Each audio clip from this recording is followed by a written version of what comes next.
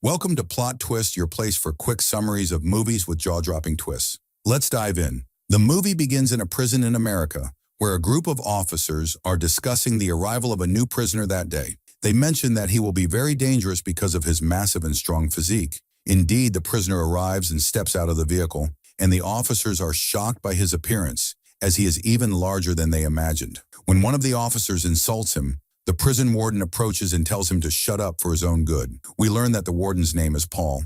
Paul then speaks to the prisoner, telling him he doesn't want any trouble in the prison. The prisoner reassures him, saying, "Don't worry about me." However, as soon as the prisoner speaks, it becomes clear that he is very gentle, contrary to what everyone thought. They take him to his cell, wanting to get to know him better. But the prisoner feels uneasy because Percy is present. The officers decide to send Percy away so the prisoner can feel more comfortable talking to them. As Percy leaves, he hits another prisoner on the fingers, causing the prisoner to cry out in pain. After Percy leaves, Paul speaks to the prisoner, and we learn his name is John. It becomes evident that John is very gentle, despite his massive appearance. Realizing this, they remove the chains binding him. Paul explains the prison rules to John, but John interrupts and asks if they could leave the prison lights on, because he is very afraid of the dark. The officers are surprised by this request, but Paul reassures John, saying they will leave the lights on. John extends his hand to shake Paul's, and they agree. Paul then leaves. Later, the officers gather to discuss John, and it is revealed that he has been sentenced to death. Paul is handed John's file, and as he reads it, we flash back to the events that led to John's imprisonment. A farmer hears screams coming from his house, and upon entering, his wife tells him their daughters are missing, and there's a lot of blood on the ground. The farmer grabs his rifle and, along with the townsfolk, searches for his daughters. They find John sitting and crying, holding the two girls who are covered in blood. The townsfolk attack John, and the farmer beats him. The sheriff arrives, and John tries to explain that he didn't kill the girls and that he was trying to save them. However, the sheriff doesn't believe him and arrests him for murder. Back in the present, Paul is reading John's file when the prison director enters. It is revealed that the director's wife has cancer, and he is deeply saddened because he loves her very much. The director changes the subject, mentioning a call he received from the state governor, who learned that Paul hit Percy during a meeting. It is revealed that Percy is the governor's son and got his position in the prison through connections. The director warns Paul not to treat Percy that way, as it could cause trouble. Paul defends his actions, explaining that Percy broke a prisoner's fingers. The director asks Paul to be patient with Percy, as he will soon leave for a higher-paying job. Paul, however, doubts this, stating that Percy is a sadistic person who enjoys watching executions and would have left a long time ago if he truly wanted to. The next day, Paul and another officer are cleaning the electric chair in preparation for an execution. Another officer, Howell, interrupts them, saying there's an issue. They find a mouse running loose in the prison and decide to catch it, fearing it might carry diseases. The mouse escapes and hides in a cluttered room. The officers remove the clutter, but the mouse is nowhere to be found. Percy, standing in front of a mirror, notices the mouse and tries to shoot it, but it escapes back into the cluttered room. The officers confront Percy about his behavior towards the prisoners, but Percy insists that this is his way and refuses to change. Howell gets angry and grabs Percy violently, but Percy threatens to have his father fire him. Paul intervenes, warning Percy that he won't be protected next time if he continues his behavior. Paul orders Percy to return the clutter to the room and leaves. On the day of the execution, Paul approaches the prisoner and informs him it's time. They prepare the prisoner for execution, wetting the sponge to ensure a quick and humane death. Percy watches the execution with a disturbing sense of satisfaction, revealing his psychopathic tendencies. After the execution, Paul confronts Percy, urging him to accept the new job because no one in the prison wants him there. Percy agrees, but on one condition. He wants to participate in the next execution and personally carry it out. The next day, a prisoner finds the mouse and starts playing with it. He asks the officers if he can keep it. John watches this interaction and seems happy. Percy, however, appears from behind, clearly enjoying what he sees.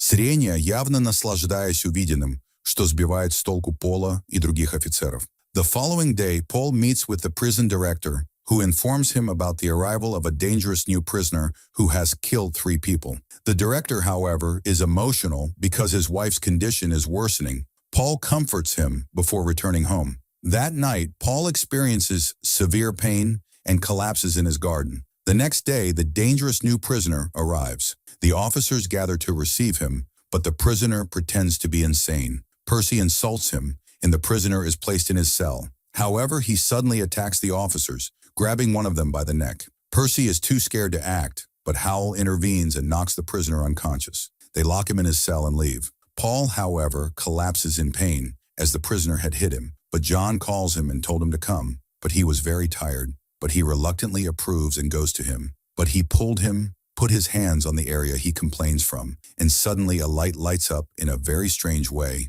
And then there is insects that got out from John's mouth. But he asked him, "What did you do?" John replies, "I didn't do anything except help you." He tells him that he is very tired and sleeps. Later, Paul discovers that he is healed and feels no pain at all. The next day, Paul goes to John's lawyer's house. Paul wants to repay the favor John did for him, but at that point we learn that even the lawyer himself believes John is guilty and that he was the one who killed the two girls. We return to the prison, and Paul brings a gift for John to repay him for what he did. The gift is food that John loves very much. John opens it and shares part of it with the prisoner, who keeps a pet mouse. At that moment, the dangerous prisoner becomes very angry because he wasn't given a piece. Paul approaches him to calm him down, but the prisoner spits in his face. Then another guard arrives and urinates on him. Paul decides to clean the solitary confinement room to place the prisoner there. They tie him up and put him in solitary confinement. The next day, the prisoner apologizes and they release him. Paul then goes to speak with the prisoner who keeps the mouse and tells him that his time is near. The prisoner asks, "Who will take care of the mouse?" Paul reassures him, saying that he will take care of it. But later the mouse runs away, and Percy arrives at that moment and steps on the mouse. The prisoner becomes extremely upset because the mouse was his only companion. John then tells them to bring the mouse. They bring it to him, and John starts blowing on it in a strange way. The mouse begins to glow, and strange insects come out of John's mouth. The mouse comes back to life. All the guards are astonished by this and ask John how he did it. John replies, "I don't know." He also tells them that Percy is a very bad person and needs to be punished. Paul goes to Percy and tells him that the mouse is fine and unharmed. Percy doesn't believe him and goes to see for himself. When he returns, Paul and the others grab him and beat him. Paul tells Percy that he will participate in the execution, but only if he agrees to take the new job and leave the prison. Percy agrees. The day of the execution arrives, and it's the turn of the prisoner with the mouse. The prisoner bids farewell to his mouse and gives it to Paul. Paul then gives the mouse to John to keep it with him until the execution is over. Paul promises the prisoner that he will also take care of his mouse. They take the prisoner to the electric chair. Percy is the one conducting the execution. Percy does everything correctly except for wetting the sponge that is placed on the prisoner's head. This is the most important part of the execution to ensure it's quick and painless. Paul realizes that Percy did this intentionally, but it's too late. They turn on the electricity, and the prisoner with the mouse suffers greatly. He remains alive, enduring immense pain. The audience is horrified by the scene and the smell. John feels the prisoner's pain and suffering. Paul grabs Percy and shows him what he has done. Eventually, the prisoner dies, and Percy extinguishes the fire caused by his actions. Percy claims he didn't know the sponge needed to be wet. Paul punches him hard, but another guard intervenes. The prison warden arrives and starts yelling at them. He learns that Percy is responsible for everything. Paul later goes to John and tells him he felt everything his friend went through.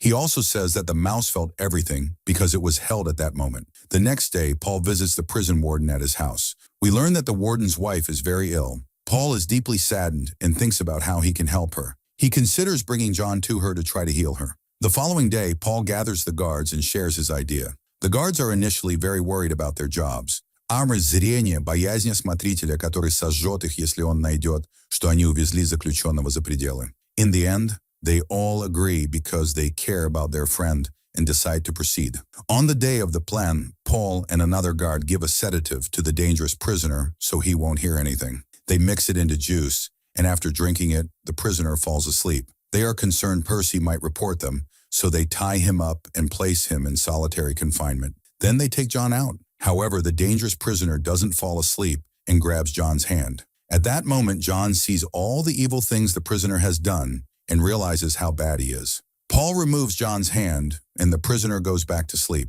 They take John to the warden's house. The warden sees them and points a gun at them, but Paul reassures him that they are friends. John gets out of the car, and the warden is very scared. John approaches and calms him down. The warden allows John inside.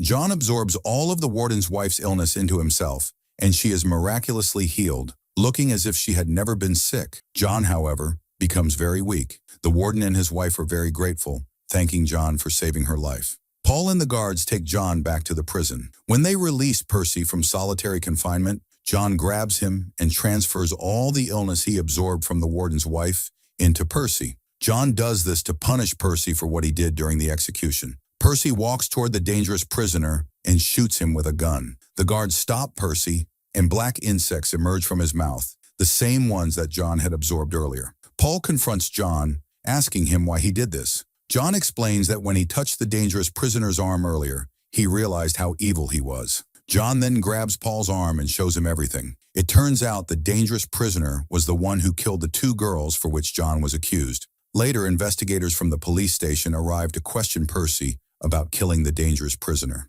John asks to watch a movie, and they grant his request. John is very happy watching the film. At that time, all the officers are watching with him and feel very sorry for him. Then comes the day of the execution, and all the officers are very upset. John reassures them, and he walks with him to the execution room. Then John sits on the chair, and they are all crying very hard, trying to hide their tears, because they feel very sorry for John. John asks them not to put the black cloth over his head, because he is very afraid of the dark. Paul agrees, and indeed Paul places the sponge on John's head. They all cry until in the end, they turn on the device and John is executed. If you liked the video, subscribe to the channel and activate the notification button so you never miss an updates. See you